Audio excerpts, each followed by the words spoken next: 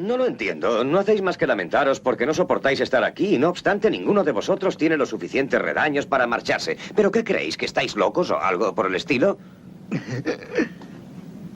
Pues no lo estáis. No lo estáis. No estáis más locos que esa infinidad de individuos que van por las calles. Podéis estar seguros. No hace mucho tiempo era un tema tabú del que no era fácil hablar, ni dentro ni fuera de casa. Tuvo que llegar una pandemia para que el cuidado de nuestro bienestar emocional adquiriese protagonismo y empezáramos a tomar conciencia de lo que significan las verdaderas enfermedades psiquiátricas. Soy Olga García y en De Viva Voz nos adentramos hoy en un territorio íntimo y también complejo. Hablamos de salud mental.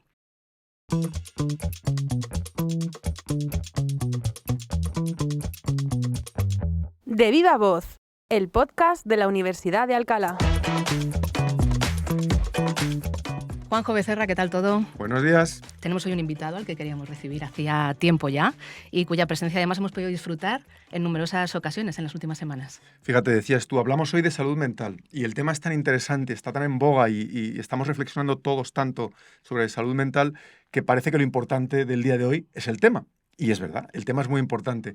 Pero yo conocí a nuestro invitado hace unos días en su conferencia durante la Semana de la Medicina sobre salud mental y lo que descubrí es que el orador, el personaje, el protagonista de aquella conferencia era tan importante como el tema, porque es un excelente investigador, un excelente profesor, por las referencias que me llegan, evidentemente no está en clase, y sobre todo un excelente divulgador. Yo sabes que soy un gran defensor de la transferencia del conocimiento y de la divulgación, y hoy tenemos un gran divulgador y es una suerte. Pues vamos a presentarle, sin más dilación, que se dice en estos casos, Guillermo Laera, profesor de psiquiatría de la UAH y jefe de sección en el Hospital Universitario Príncipe de Asturias de Alcalá de Henares. Guillermo, ¿cómo estás? Bienvenido. Bueno, pues nada, estoy fenomenal y encantado con vuestra amabilísima presentación. Y nada, encantado de estar aquí, la verdad, de tener esta conversación.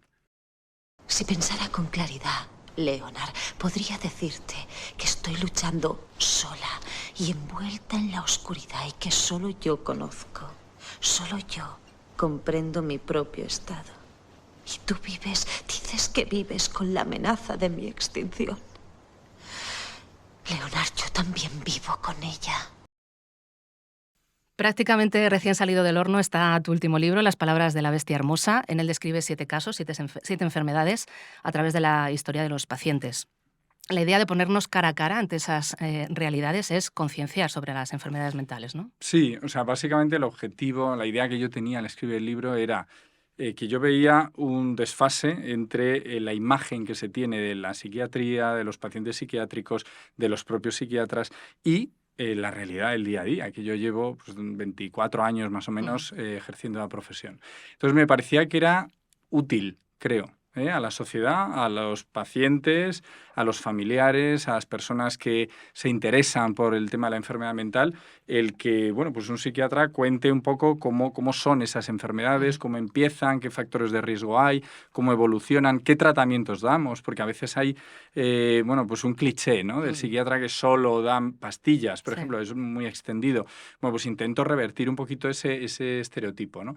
Y con la idea, pues la verdad es que mi afán es, como médico que soy, pues es más preventivo, es decir, que la gente leyéndolo, pues humanice estos trastornos y los sepa percibir en su entorno, pedir ayuda cuando haga falta, bajar el estigma. Es decir, creo que tiene una parte literaria el libro y ensayística, pero ojalá tenga una parte como preventiva, ¿no? Es un poquito mi intención. En el libro, en las conferencias que impartes, recurres frecuentemente a referencias del mundo de la literatura, del cine. Hemos escuchado al inicio un fragmento de Alguien voló sobre el nido del cuco. Acabamos de escuchar este otro de la película Las horas, con Virginia Woolf, intentando explicar un poco cómo vive ella su depresión. Por lo general, no suelen presentarnos ni cine ni literatura una imagen positiva de los enfermos mentales.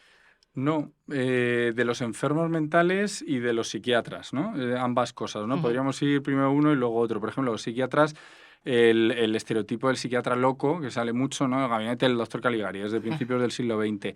El psiquiatra criminal, Aníbal Lecter, ¿no? El psiquiatra que se enamora de sus pacientes, que eso, pues en Hitchcock salen, recuerda, Ingrid Bergman, que es psiquiatra, no sé si lo habéis visto, y nada, es como normalizaban que los psiquiatras tenían relaciones sentimentales con sus pacientes, cosa que está absolutamente prohibido con un código ético, ¿no? Luego el psiquiatra, pues eso, que nombraba antes, pues que solo da pastillas. Son estereotipos. Luego nos vamos a los pacientes. Pues claro, es que tenemos imágenes totalmente alejadas de la realidad. El paciente es psicótico y todo el mundo dice miedo. Psicosis de Hitchcock, ¿no? Hay alguien que va con el cuchillo.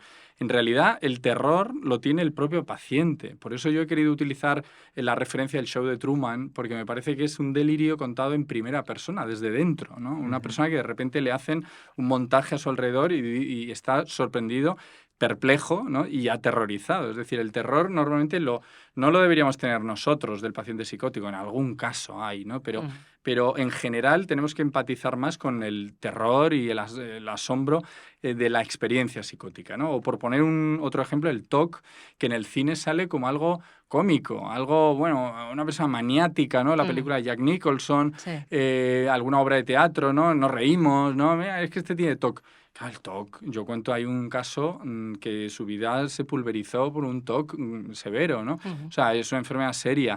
O el trastorno bipolar, ¿no? Que está muy banalizado. La gente dice, bueno, yo es que soy un poco bipolar, ¿no? Porque por la mañana estoy triste, pero luego alegre. Hombre, no, eso es inestabilidad emocional. Pero el trastorno bipolar cursa con una serie de fases depresivas, unas fases de hipomanía, de manía, tiene una tendencia a recurrencia. Es una enfermedad muy, muy seria, y que requiere un abordaje muy integral, ¿no? Paremos las máquinas aquí un momento, porque estamos en la primera presentación de un libro en De Viva Voz y yo me voy a hacer un broncano y lo que quiero es que enseñes a cámara el libro. Hombre, enséñalo el libro y cuéntanos. Oye, pues es verdad, sí. Que esto también sirva para conocer los libros que salen de la Universidad de Alcalá, que es importante. Sí, muchas gracias, Juanjo. Pues hombre, de este libro lo que diré es que, bueno, es de una editorial muy prestigiosa, que es Editorial Debate, Penguin Random House. Yo fui el primer sorprendido de que una editorial tan buena, bueno, se acercara a mí y dijera, oye, nos interesa que alguien divulgue sobre este campo y tal. Y se llama Las palabras de la bestia hermosa, que a veces el título, bueno, choca, ¿no? Porque dices, bueno, ¿esto qué es? Bestia hermosa. Un poco lo sintetizaré mucho. O sea, yo creo que la enfermedad mental tiene algo de bestial, de destructivo. O sea, realmente quien lo ha vivido en su familia lo sabe. Pero en mi experiencia como psiquiatra, en la lidia del paciente con la enfermedad mental hay elementos de una humanidad muy, casi yo diría, excelsa, ¿no? O sea, hay algo hermoso, hay algo constructivo en la manera como el paciente canaliza sus síntomas, compensa sus síntomas, vive, ¿no? Vive con ellos a veces. Entonces hay algo, y luego en el encuentro con el psiquiatra, con el psicólogo, con los profesionales de la salud mental, hay elementos muy bonitos y creo que también era necesario contarlos, ¿no? Por eso es la bestia hermosa, ¿no? Y decía un proverbio oriental que para derrotar a la bestia primero hay que volverla hermosa, ¿no? Qué bueno. Te iba a preguntar sobre el libro. ¿Hasta qué punto uno, estudiando una carrera de medicina, una especialidad en psiquiatría, está preparado? Es decir, ¿hasta qué punto el prototipo que te enseñan te prepara para la realidad de esa complejidad, de esa bestia hermosa que tú presentas en el libro? Bueno, gran pregunta, sobre todo para los que nos dedicamos a la docencia de la medicina, ¿no? Porque a veces en medicina puede haber un salto muy grande entre el aprendizaje teórico, ¿no? Los exámenes, incluso el MIR, y todos lo hemos vivido. Yo lo viví cuando empecé la residencia. De repente hay un abismo cuando te encuentras a un paciente delante tuyo. Y de repente, ahora estamos, yo creo, mejorando la enseñanza de la medicina, pero en mi experiencia fue como, pero si es que casi no me han enseñado para lo que me toca hacer ahora. Yo creo que nos ha pasado a todos un poco eso, Sí, ¿no? un poco yo creo que cada Claro, con nuestra Me he sentido identificado especialidad. con eso. Es verdad que en la medicina, claro, el riesgo del error es altísimo y supongo que el abismo es más acusado. Y de consecuencia. ¿No? Sí.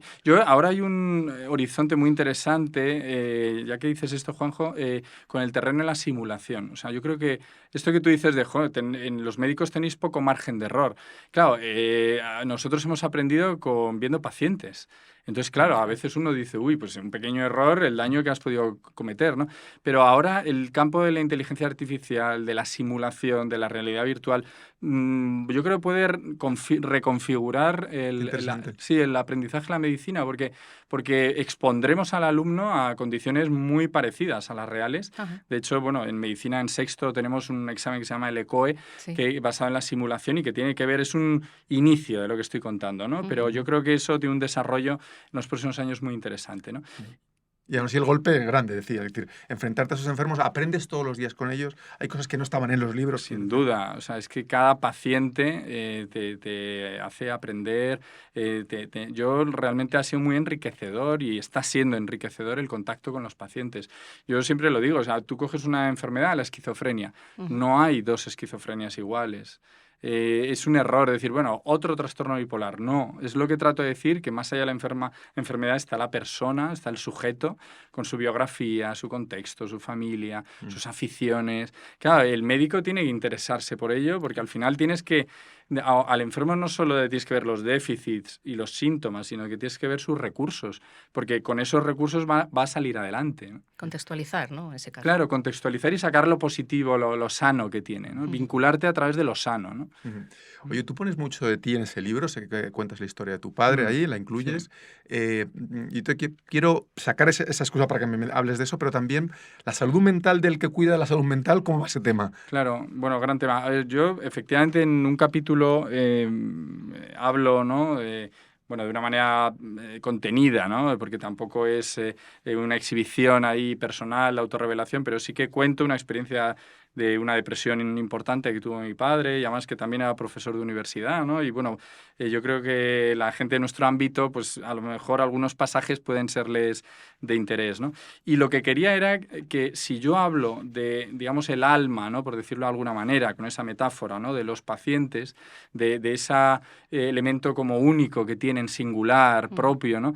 Me parecía como poco ético el decir, no, yo, que soy el psiquiatra, me mantengo al margen, ¿no? Pues también, al fin y al cabo, es un encuentro entre dos seres humanos, y cada ser humano con sus luces, sus sombras, sus preocupaciones. Entonces, yo también ahí salgo como, bueno, pues a mí también me afecta estas cosas, ¿no? Entonces, respondiendo a tu pregunta, ser psiquiatra es un factor de riesgo para la salud mental. Lo sabemos. Hay muchos riesgos, por ejemplo, de sobreinvolucrarte con los casos. Luego tenemos mucho acceso a psicofármacos. Entonces, claro, bueno, pues hay compañeros que han entrado en unas dinámicas pues, de consumo, de autotratamientos.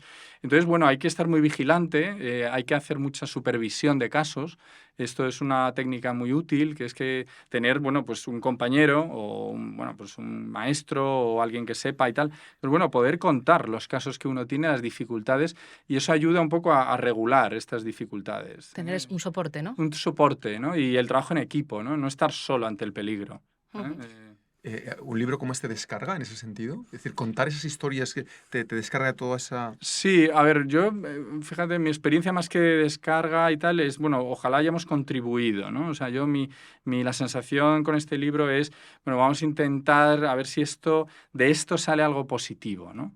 Que la gente vea al enfermo mental con más empatía, sabiendo que todos podemos tenerla, que no ya se acabó lo de marginarles, lo de tenerles miedo, lo de verlos solo como alguien que te pueda hacer daño.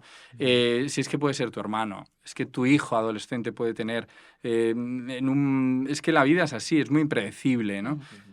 Pues de repente una crisis vital, empieza a consumir porros, no sé qué, y te hace un cuadro psicótico y ya está. Entonces dices, joder, qué mal he visto a las personas con trastornos psicóticos toda mi vida, hasta que mi hijo lo ha tenido, ¿no? O los padres, ¿no? Que a veces a lo mejor tenemos nosotros edades, pues es que nuestros padres van a tener seguramente cuadros de neurodegenerativos, depresiones, no sé, ojalá el libro contribuya a humanizar, ¿no? La enfermedad mental. El mensaje con el que quiero empezar es que no estamos todos deprimidos, ¿de acuerdo? Que no, eso es una inflación del término y una banalización del término. Y entonces, ¿cómo estamos? Porque también estamos muy cansados, estamos frustrados, no nos gusta nuestro trabajo, nuestra carrera, nos quejamos, tal. Entonces, ¿qué nos ocurre si no estamos deprimidos? Pues lo que tenemos son emociones negativas. Este es un fragmento de la charla que impartiste hace muy poquitas semanas en la Semana de la Medicina de la universidad. Decíamos al comienzo que, sobre todo a partir de la pandemia, pues empezamos a hablar un poquito más de cuidarnos desde el punto de vista del bienestar emocional, ¿no? Pero estamos quizá trivializando ya demasiado, ¿no? Pues sí, la verdad. Yo lo conté en ese momento, los psiquiatras, psicólogos, profesionales de la salud mental, llevábamos décadas diciendo, bueno, a ver si por fin alguna vez se hablan de estos temas que están tan orillados, tan sometidos a un tabú, ¿no? Explosionó el tema, pero es que explosionó de manera desenfocada, porque no se puso el énfasis en los trastornos mentales graves, en los más vulnerables. Se puso el énfasis en, bueno, los malestares de la vida, las frustraciones, las insatisfacciones, lo que tiene que ver con nuestro sistema, ¿no? Las injusticias, evidentemente todos los sistemas y la sociedad siempre tienen elementos de injusticia, pero yo creo que hay que clarificar, no meterlos a todos en el mismo saco.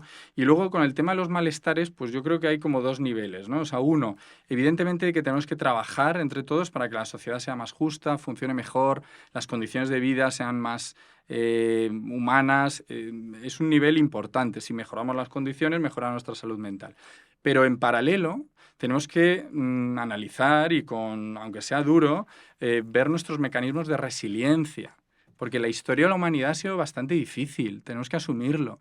Entonces, ¿vivimos en el peor momento de la historia? Seguramente, seguro. Si uno repasa cómo ha sido el siglo XX, el siglo XIX, el siglo XVIII, cómo es la vida en India, en África, en tal. Entonces, bueno, tenemos que ver nuestros mecanismos de resiliencia individual, pero sobre todo social, ¿no? O sea, ¿qué fallos estamos teniendo para que no seamos resistentes a la adversidad, ¿no? Y yo creo que hay, en psicología se habla de algunos elementos, ¿no? Como la capacidad de compromiso, por ejemplo, es un elemento de resiliencia. Esto yo creo a los chavales que lo oigan, los estudiantes, si uno está comprometido con lo que hace, es decir, tiene un sentido, un propósito, esto sirve para algo lo que estoy haciendo, eso te va a hacer más resiliente, ¿no? Y luego también el concepto de desafío, es decir, ver la adversidad, la dificultad como un reto, no como una oportunidad para tirar la toalla. Porque nosotros en la urgencia del hospital vemos continuamente chavales, adolescentes, jóvenes, que ante un suspenso, ante una ruptura con una novia, con el novio, bueno, tienen ideas de suicidio, quieren tirar la toalla. Claro, la idea de entrenar a estos chavales en la resiliencia, en que la vida tiene un elemento de dificultad, que las pérdidas son inevitables, que la vida es una auténtica lucha, entonces que tenemos que ser más fuertes y ayudarnos entre nosotros en esa lucha. Lo que significa al final es que seguimos en déficit en gestión de emociones. Claro, o sea, es una asignatura pendiente. Una pregunta sobre esto. Rematas que no sé si vais a rematar la respuesta, Olga. Cuando escuchas que los jóvenes actuales son una generación de cristal, ¿a ti qué se te pasa por la cabeza? Bueno, a ver, las etiquetas siempre me dan un poco de miedo porque generalizan mucho, porque pueden tener un elemento peyorativo, ¿no? Claro, todo lo que sea como el chico o la chica que se hace autolesiones porque está frustrado, pues claro, luego le dices que es de cristal y es una especie como de que le estás encima culpando, ¿no? Y encima casi ridiculizando, ¿no? Entonces eso no me gusta, esa expresión.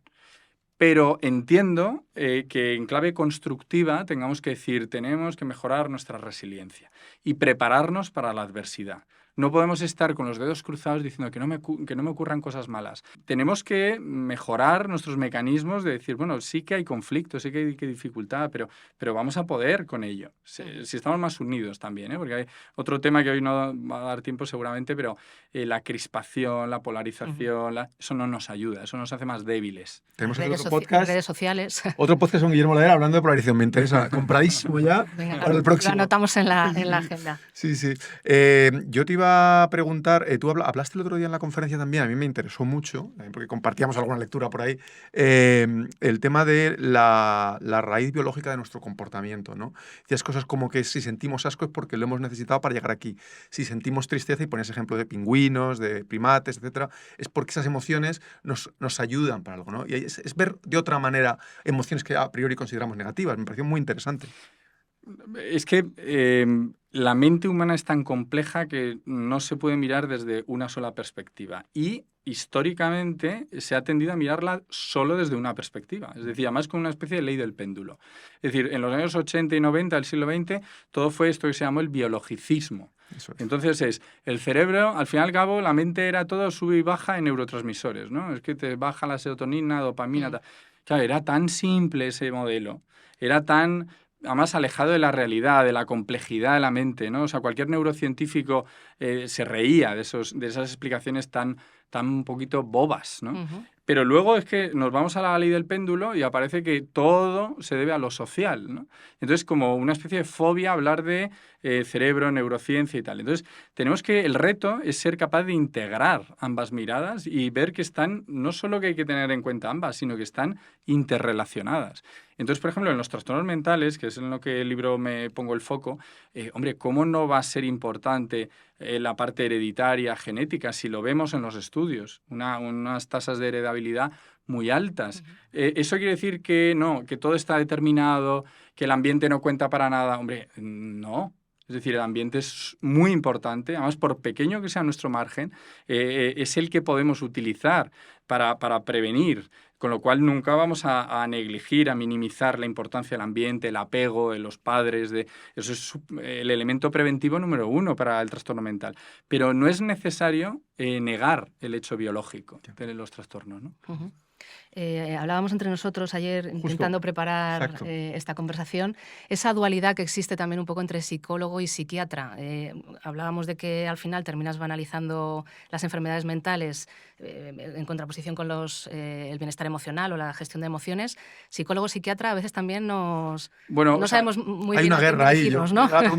Bueno, ha habido una guerra y es un absurdo que haya una guerra gremial, ¿no? Es decir, la enfermedad mental es un enemigo tan potente que uno solo no puede contra ella. Entonces, necesitamos equipos multidisciplinares y necesitamos equipos de distintas profesiones y que estén coordinados. Entonces, un psiquiatra tiene que ir de la mano del psicólogo clínico, de la mano del trabajador social, de la mano del enfermero. Entonces, aquí esto no es una guerra entre nosotros, al revés, la guerra es contra la enfermedad mental y por el beneficio del paciente. Tenemos que poner el foco en el paciente, en cómo podemos cada uno desde su perspectiva contribuir a que el proyecto vital del paciente salga adelante. Y 2 palabritas, la idea de que el psiquiatra solo medica, porque a veces que dice, ¿cuál es la diferencia? Eso, sí. El psicólogo habla con el paciente y el psiquiatra da pastillas. Claro, es una idea súper desenfocada, porque nosotros, invito a cualquiera de vosotros a que vengan nuestras consultas, dedicamos al tema de medicación, bueno, pues a lo mejor 5 minutos, oye, ¿qué tal te va? ¿Tienes algún efecto secundario? Oye, mira, te voy a subir un poquito, no sé qué, pero el grueso de la sesión estamos interesándonos por la vida del paciente. La psicoterapia, no hay que olvidar que los padres de la psicoterapia eran psiquiatras. Entonces, la idea de que la psiquiatría quede reducida a prescripción farmacológica no tiene sentido. Si vamos a luchar contra la enfermedad, hagámoslo contra una de las peores que existen, la indiferencia. He asistido a clases y he oído a catedráticos sermonear sobre la transferencia y el distanciamiento profesional. La transferencia es inevitable, señor. Todo ser humano tiene un impacto sobre otro. ¿Por qué no hacer lo mismo en una relación entre el médico y su paciente? Seguimos con películas, Guillermo. Este era un fragmento de la película Patch Adams con Robin Williams. No solo hay que formar a los futuros médicos, lo acabas de mencionar, en la parte técnica. Hay que poner en el foco al paciente y eso es algo que también se recalcó mucho en la Semana de la Medicina de la Universidad. Y en el libro también, y lo has mencionado hace un rato, ¿no? Claro. Tratar personas. Tratar personas. Y esto se puede ampliar a toda la medicina, no solo a psiquiatría. Yo doy psiquiatría en 5º y 6º de medicina, pero doy una asignatura preciosa que se llama Psicología Médica y otra en 5º que se llama Comunicación Clínica. Entonces, en estas 2 últimas que he nombrado, una y otra vez tratamos de transmitir a los alumnos que la medicina moderna es la medicina humana. Es decir, hubo una idea en los últimos 20 años por ahí como que la medicina nueva o moderna era la más tecnificada. Pero esa idea ya quedaba antigua. Lo que nos hemos dado cuenta, y los mejores médicos, las mejores universidades, los mejores hospitales van por ahí, es como incorporar la tecnología para humanizar la medicina. Y que el paciente muchas veces va al médico, no va como a un taller de coches a repáreme usted esto, va a contar un malestar. Transmitir un sufrimiento, una preocupación. Lo mental y lo psicosocial está muy presente. Se calcula en atención primaria 1 de cada 3 visitas de atención primaria tiene algún componente de salud mental. Entonces, el médico a veces va más allá de reparar, de diagnosticar y tratar, sino de escuchar, de consolar, de comprender, de contextualizar, de tener una visión integral de la enfermedad. ¿Cuántos dolores de espalda o de estómago tienen a veces una causa más psicológica, emocional, ¿no? Entonces, escuchar al paciente, tener un poquito de tiempo, eso es nuestra guerra, ¿no? Que los médicos de familia también tengan un poco más de tiempo para conocer al paciente y podamos implementar, llevar a cabo una medicina integral, ¿no? Y yo creo que ayudaríamos mucho a la gente. Es curioso porque en la Semana de la Medicina en la que tú participaste hablamos mucho, ¿no?, de la importancia del humanismo en la creación de los estudios de medicina, no creación, pero sí en la potenciación que hizo Cisneros de los estudios de medicina, y hablábamos de cómo el humanismo decía devolver la dignidad al paciente. Era ese lenguaje que tú estás hablando de la persona frente al enfermo, y en la presentación de la Semana de la Medicina se habló de eso, de la importancia, el reto que sigue siendo todavía hoy la humanización de la atención médica. Y se mencionó una actividad maravillosa que tú haces de roleplay, ¿verdad?, con estudiantes de medicina y el grupo de teatro, ¿verdad? Sí, o sea, la actividad es muy bonita y yo le estoy muy agradecido a los estudiantes del grupo de teatro de la Facultad de Medicina. Mira, es una oportunidad de agradecérselo. Es una actividad como de innovación docente, porque lo que hacemos es juntar a alumnos de quinto de medicina que se enfrentan, digamos, ¿no?, a un paciente que no saben cuál va a aparecer por la puerta, ¿no? Yo no les doy ninguna indicación, entonces eso es una simulación de lo que ocurre en la realidad. Entonces, bueno, salen al azar, se sientan en la silla, les digo, tú eres médico de familia, o eres oncólogo, o eres médico en la urgencia, o eres... Y va a aparecer un psiquiatra, apáñatelas, nosotros te vamos a observar, a veces grabamos la actividad, a veces no. Y, por otro lado, con el grupo de teatro, que son alumnos de medicina y de primero a sexto, pues les doy una serie de guiones, una serie como de 20, 25 casos, se los preparan, interpretan el personaje y realmente con gran verosimilitud lo representan. Qué bien, qué interesante. Pues después de esta conversación resulta evidente por qué es importante divulgar sobre salud y enfermedad mental. Guillermo Lahera, profesor de psiquiatría de la Universidad de Alcalá, mucha suerte con el libro, por supuesto todos los éxitos profesionales y muchas gracias por haber estado con nosotros hoy. Al revés, muchísimas gracias, es un placer. Gracias, Guillermo. Aquí lo dejamos hasta el próximo capítulo de Viva Voz. Gracias una vez más por acompañarnos. Saludos de Juanjo Becerra y Olga García. Descubre De Viva Voz, el podcast de la Universidad de Alcalá en iVoox, Apple Podcasts y Spotify.